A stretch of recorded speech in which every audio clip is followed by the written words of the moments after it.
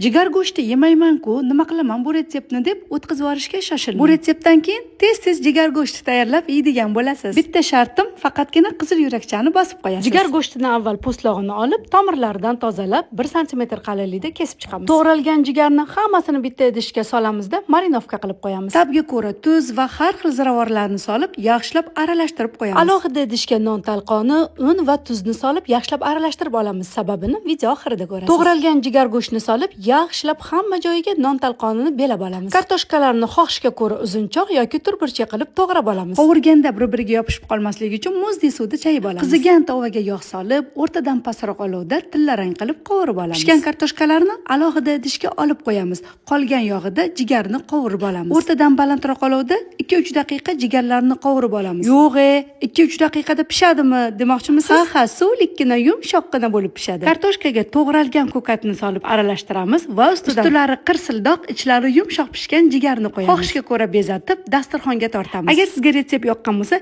jigar taomni yaxshi ko'radigan yaqinlaringizga yuborib qo'ying. Ha, aytgancha, sahifamga o'tsangiz, juda ham ko'p retseptlarni topasiz. Agar ishtahangiz ochilsa, Robiyangizni mehmonga kelasiz.